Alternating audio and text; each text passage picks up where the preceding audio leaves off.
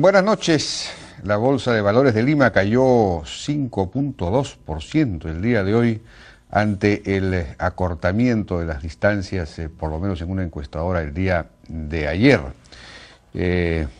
Lo que de otro lado significaría que Ollanta en el debate no habría logrado tranquilizar por lo menos a los inversionistas en la bolsa, con las argumentaciones acerca de que pues él respetaría los contratos, la propiedad, etcétera. En realidad, un observador externo que conociera poco del país y escuchara este debate, hubiese escuchado el debate, habría concluido que el Perú ha alcanzado ya un alto grado de madurez, porque ninguno de los dos contendientes cuestionó el modelo económico y más bien, como decimos, pues Ollanta buscó dar todas las seguridades de que respetará los contratos, etcétera.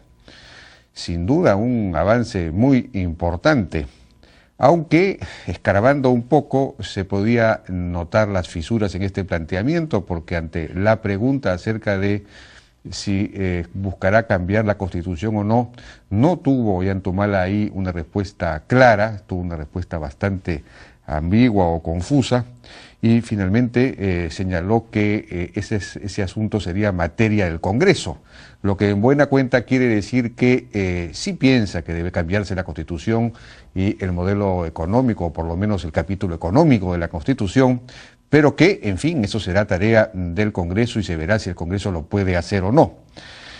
En fin, Keiko Fujimori puso más énfasis en el crecimiento y la inversión como medios para resolver el problema de la pobreza. Aunque los dos recayeron, digámoslo así, en una lluvia de propuestas populistas y asistencialistas, ¿no?, de todo tipo. El énfasis para la lucha contra la pobreza está puesto en ambos casos, aunque quizás en alguna menor medida en Keiko Fujimori, en estos programas de distribución de dinero, de alimentos, etcétera, a raudales a todos los pobres, y no solamente a los pobres, porque también se incluye ahí a los no pobres, por ejemplo, en el caso de Pensión 65. Y entonces, pues, esa no es la manera, hay que hacer la crítica, de luchar contra la pobreza. Es una manera de aliviar temporalmente una situación de dificultad o de pobreza. Pero las personas solo saldrán de la pobreza por sus propios medios cuando incrementen su capacidad de producción, de autogeneración de ingresos, o cuando encuentren un empleo adecuado que les permita efectivamente salir de la pobreza. Y entonces de eso se trata, y es decir, en todo caso, para luchar contra la pobreza desde el Estado, habría que promover programas habilitadores de capacidades, inductores de mejoras tecnológicas, etcétera, y en general, pues, mejorar drásticamente los niveles de educación en el país para lograr una auténtica reducción de la pobreza, y no programas puramente asistencialistas. Esa es una crítica que cabe a los dos, aunque quizá en alguna mayor medida a Ollanta Humala. Finalmente, pues, una clase media se construye saliendo de la pobreza con los propios medios, no recibiendo dádivas de parte del Estado, que por otro lado genera dependencia. La gente se acostumbra a recibir dinero del Estado y entonces en fin, el incentivo no es para trabajar, ya no hay incentivos para trabajar, para salir adelante por los propios medios, sino para seguir recibiendo dinero. Bueno, tampoco hubo énfasis en las dos presentaciones en lo que se refiere a reformas. Se necesitan reformas profundas en el Estado, se necesita modernizar el Estado, incluso para luchar contra la corrupción y para llevar adelante y mejorar los servicios públicos, que son fundamentales, ¿no es cierto?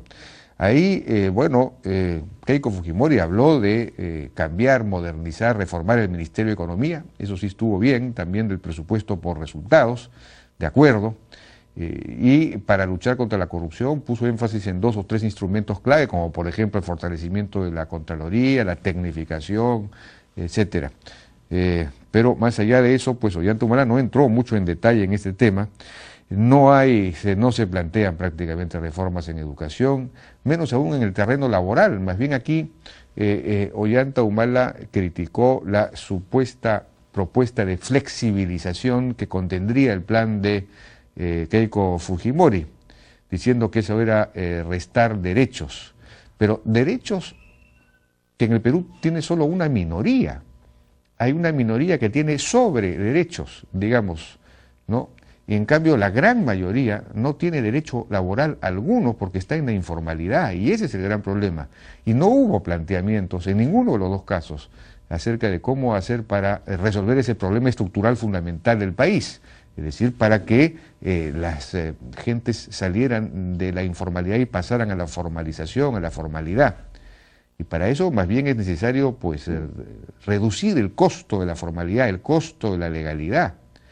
De lo contrario, pues mantenemos unos derechos a costa de suprimírselos a todos los demás. Y eso es algo pues que no debemos permitir. Hay toda una discusión acerca de finalmente quién dio una mejor imagen, una imagen de estadista, y quienes piensan que Keiko Fujimori dio una imagen de más estadista que Ollanta Humala. Ella buscaba en todo caso dar una imagen más de autoridad, de fuerza, en vista de su corta edad, de su condición de mujer. Él más bien una imagen más dialogante, concertadora, en vista de la fama del pasado que tiene. Y en fin, de estos temas vamos a hablar ahora con Fernando Atuesta y Víctor Andrés Ponce, con quienes vamos a analizar el debate. Vamos a tener luego una comunicación telefónica desde Puno con Mauricio Rodríguez, presidente de la región, y acá con Mariano Portugal, congresista electo por Puno, por Perú Posible, sindicado como una de las personas que podría haber estado detrás de estas movilizaciones. Él es el dirigente del movimiento Raíces. Y luego vamos a estar con dos dirigentes ronderos, víctimas del terrorismo, Asociación Víctimas del Terrorismo. Regresamos.